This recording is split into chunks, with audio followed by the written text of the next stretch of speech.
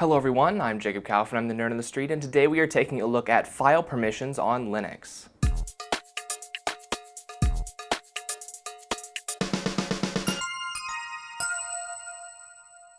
Okay guys, this is the third video in my Linux command line series, and just as a reminder, this series is meant for people who are new to using Linux on the terminal, geared toward people who are using GNU/Linux on their desktop computers. So in today's video, we're going to be taking a look at two tools that can be used for managing file permissions on Linux, chown and chmod. And I'm not going to be covering all of the options in these tools. I'm not going to be showing how to do every single thing with them. This is just an introduction to these tools for people who have never used them before. I'm just going to be covering the basic concepts. So hopefully if you're a new Linux user and you ever run into an issue with file permissions, you'll be able to jump into these tools and fix your problem. So let's go ahead and cut to the desktop. Alright guys, as you can see I have two terminal windows open here, and I am going to go ahead and cd into my folder I've made for this tutorial video in both of these. And in the left terminal I'm also going to log in as root.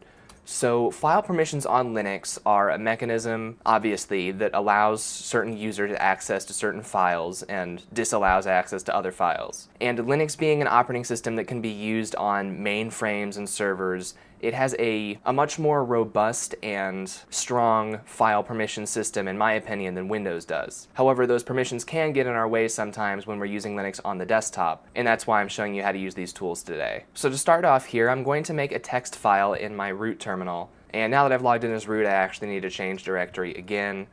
Okay, now we're ready to go. So I'm going to go ahead and make a file as root here. I'll use nano, which I covered in a previous video, and we're just going to make a file called test.txt. We're going to put some text in here, and we'll save that.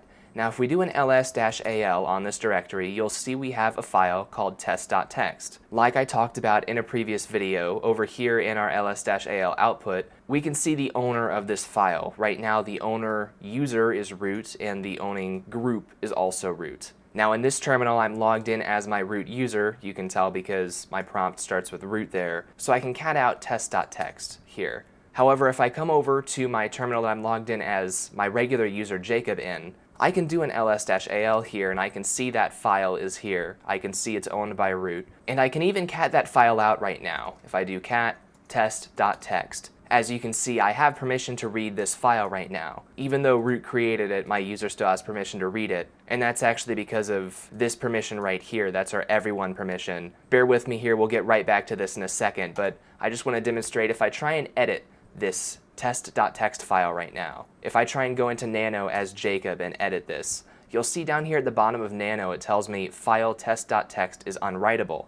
I can go in here and I can add more text, but if I actually try and save this, it's asking me if I want to save. I'm going to hit Y for yes, enter, and it's going to say error writing test.txt permission denied. So this means that we had permission to open this file up and read it, but we did not have write permission on the file. So let's take a look at the actual detailed permissions here. Every file on your Linux system has three sets of permissions. It's got your user permission, your group permission, and your everyone permission. And when you do an ls-al, all three of these permissions show up on the left-hand side here. Now this first character on this line here, this can be used to indicate different things. For instance, if a file is a directory, you can see these are links to our parent and current directory, and we've got a D for directory there. For regular files, it's just going to be empty. So don't worry about this first character for now, the first column. But starting in the second column, we've got three sets of three possible permissions. And those three permissions are read, write, and execute permissions. The order these are listed in is the owning user, which is the first name that's listed here, the owning group, which is the second name that's listed here, and then the third set of three permissions is the everyone set. Now first I'm going to show you how to actually change the owner of this file. Say we wanted to just give the file to Jacob so that he can edit it. We're going to do that with chown, and then in a few minutes I'm going to show you how to actually change these individual permissions with chmod. So chown is very simple to use. Right now this file is owned by root. If I want it to be owned by Jacob, I can just run chown Jacob space test.txt. Now I'm going to run this, and now if we do another ls-al in either of our terminals, you'll see the file is now owned by Jacob. I can open this file up, I can add more text, and I can save this. And the reason I'm able to do that is because me, the file owner, I currently have read and write permissions. So let's take a look at this command that I just ran again. The chown command takes the user that you want to own the file, a colon, and optionally the group that you want to own the file. Now here on my system I've got a very simple permission setup. My user called Jacob has a group called Jacob. I'm not really utilizing permission groups too much on my desktop system. Once again, there is a very robust permission system in place for use on public access systems and servers and things, where you can actually have one group with several different users in it, and that way you can assign a group ownership of a file and everyone in that group will be able to edit the file. On your desktop system, you're probably just going to have what I have. You're going to have one user with one group that you're in. We can actually see what group we're in by catting out our etc password file. If we cat that out and we find the line here that starts with my username Jacob, you'll see my user ID is 1000, my primary group ID is also 1000, and if I cat out my etc group file, we can find our line here that starts with Jacob. That's our Jacob group, and its group ID is 1000. I probably shouldn't have catted out these files because that just put a lot of text to my terminal that probably looks confusing, but I just wanted to demonstrate that there's a group on my system called Jacob, and you can see this group ID is 1000. The group ID is assigned to our user in our password file, and that's how I know that if I just clear this screen again, I do an ls-al, that is why my Jacob user on my computer is a part of the Jacob group. Now let me put this back to root. We'll chown this back to root. Once again, that's the root user and the root group. So if I do an ls-al now, you'll see this is owned by root and root. I don't have permission to add text to this anymore.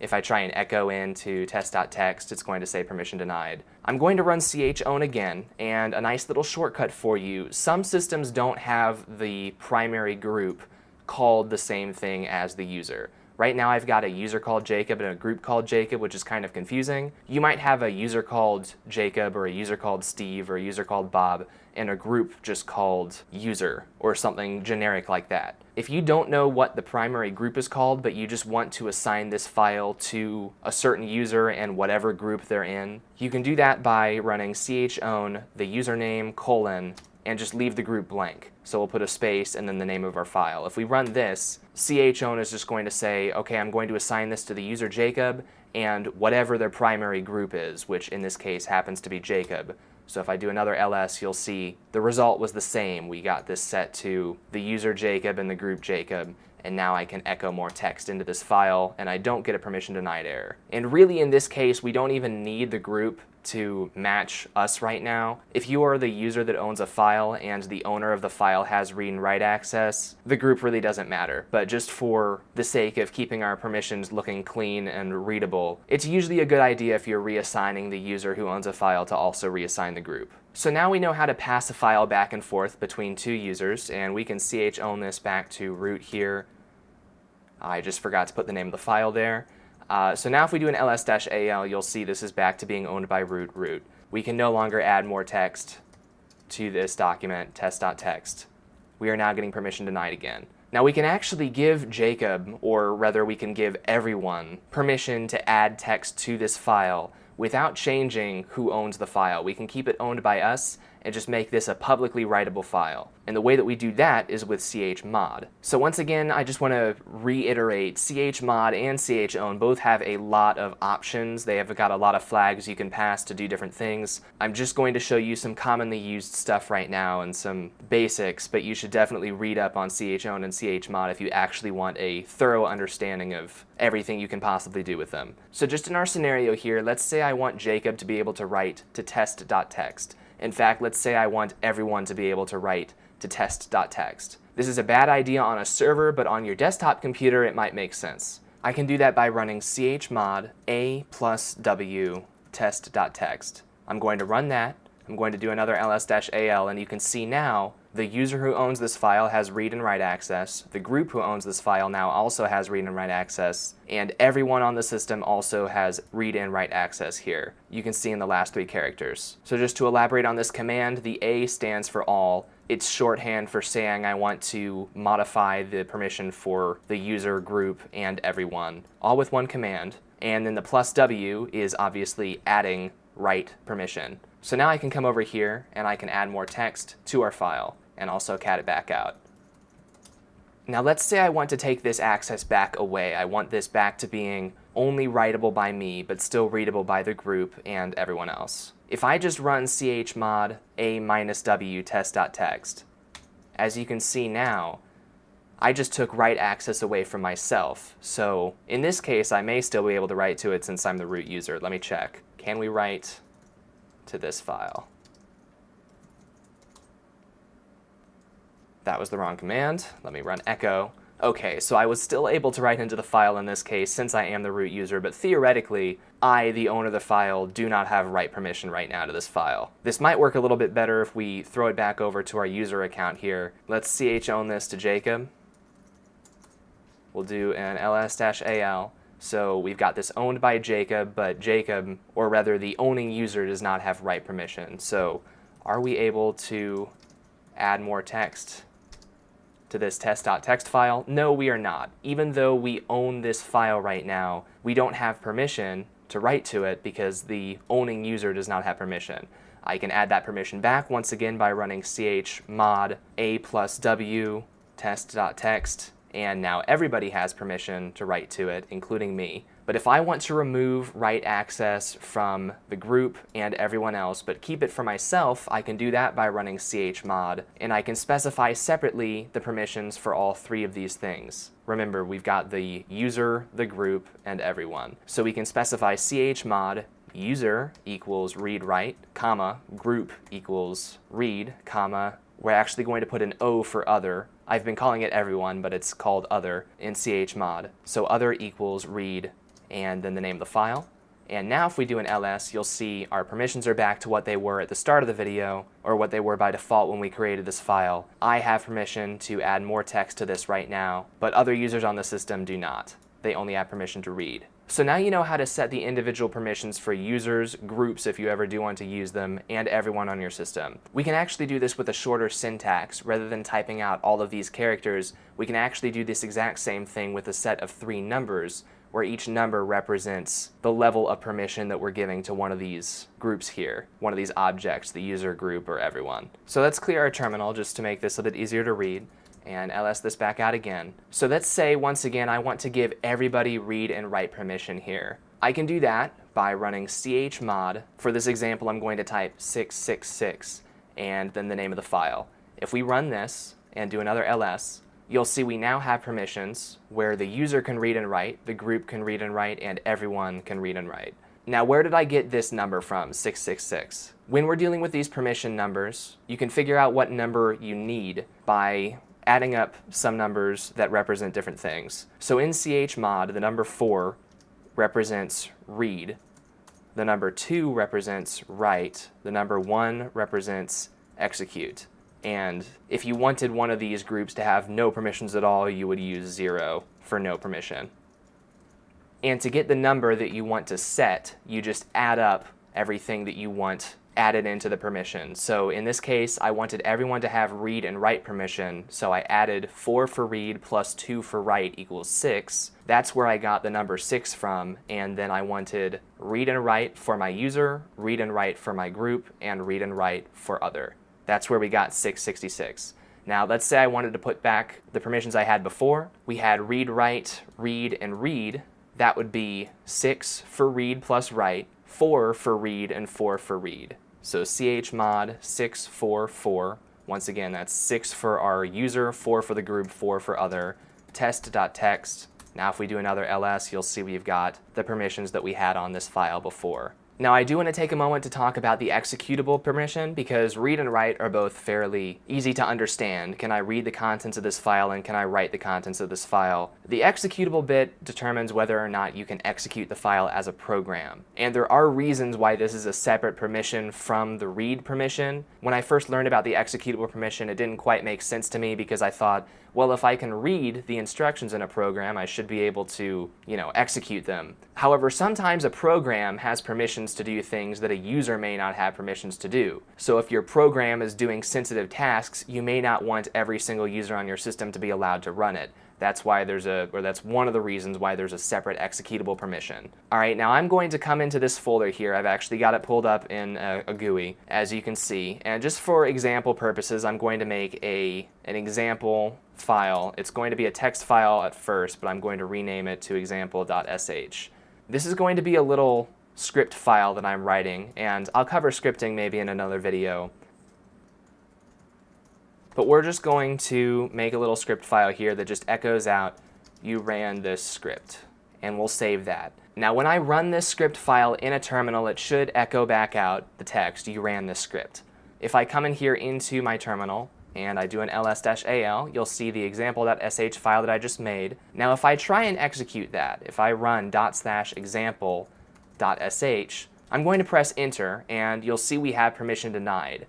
Now I can cat out example.sh. As you can see, I can read what's in that file, and if I wanted to, I could copy and paste this command in right here, and that would do the same thing as executing the file. But like I said before, your file might be doing things that might be touching files that you don't have permission to touch, but if you have permission to execute the file, you might still be able to run the program. So to get permission to execute this, we could do this several ways. For one thing, we could run chmod a+x on example.sh to add executable permissions for everyone. If this was a file that I wanted myself to be able to execute but not others, I could run u+x to give the executable permission to just my user, or I could run u equals read, write, execute if I wanted to specify all three of them again. Right now, since we already have read and write, we don't need to say those again in our command. We can just run user plus execute. Or if we bring our numbers back up here, what would the number need to be for this? Like I said, I already have read and write permissions, and I want to add execute for myself. So that would be read is 4, write is 2, 1 is execute. That's a total of 7. So if I come in here and I run chmod 7, and we'll stick with the same permissions we had before for just reading everyone else, 4 and 4. If we run chmod 744 on our example.sh file, now if I do an ls, you'll see I've just added execute permission to this for myself, and now I can run ./example.sh, and you see it outputs to our terminal, you ran the script. So the reason I just showed that is because this is a fairly common thing if you're downloading programs off the internet. A lot of programs on Linux obviously come from our package managers when you're using GNU/Linux systems. But sometimes you do download scripts or binary files sometimes from the internet that you want to run. If you've got an app image that you've downloaded, you're going to need to set the executable permission on this file. And you can do that in a GUI usually by going to the file's properties, going to permissions, checking the executable checkbox. You can see Dolphin has seen that I have set this permission in my terminal, and it's just grayed out. It's not letting me edit the permissions in its regular GUI anymore, even though I can if I really go into the advanced section here in Dolphin. But you can very easily set the executable bit on any file. You want to be careful before you do that, obviously. Make sure that if you're running a program you downloaded online, that it is legitimate. We don't need Windows-style viruses running rampant on Linux because people know how to set the executable bit. But if you do need to set it, chmod u+x or just +x. Those are usually the commands that I would just use to quickly set the executable bit on a program that I've downloaded. So like I said, there's a lot more I could say about chown and chmod, and this recording's been going for 41 minutes already. I just wanted to cover some basics for you guys. Like I said, you do want to be more careful with permissions if you're running a server. On your system, I can chmod 777, everything in this directory, and everyone has access to read, write, and execute these two files, and that might not be an issue for my desktop computer, because I'm the only one with an account on my desktop computer, and the SSH daemon is not running on this computer when I don't need it to be running. So there's no way other people from the outside world can access these files, even though the everyone permission is set to read, write, and execute. But on a public server, you do want to be much more careful. Usually, for instance, web browsers, if you're using Apache, which is what we use for the Nerd on the Street web server, the files in your public web server directory are going to be owned by www.data user and www.data group. And you want www.data to be able to read and write to all those files if you're running PHP applications that need to be modifying files within your public web server directory, but you do not want everyone in the outside world to be able to modify files on your server, obviously. So that's all good stuff to keep in mind. I hope this video has been helpful to you guys. If any of this was unclear, if you do have other questions about how to do particular things with permissions or any permission issues that you've run into, feel free to ask over on the Nerd on the Street forums. We've got forums here. There's a Tech Talk section you can go to, and I'd love to answer people's questions about Linux, permissions, or anything else in those forums. You can see some people have been using it already. And as usual, I would just like to ask, if this video was helpful to you, please consider becoming a Nerd Club member at nerdclub.knots.co. For just $3 a month on Patreon, you can help support me and help me make more videos like this one. We are getting very close to some of our goals here. That is great. And I would like to give a big thank you to all of our current Nerd Club members for making this video possible. For now, though, that's everything I had to talk about. So I'm Jacob Kaufman, I'm the Nerd on the Street, and I'll see you guys in the next one. Bye.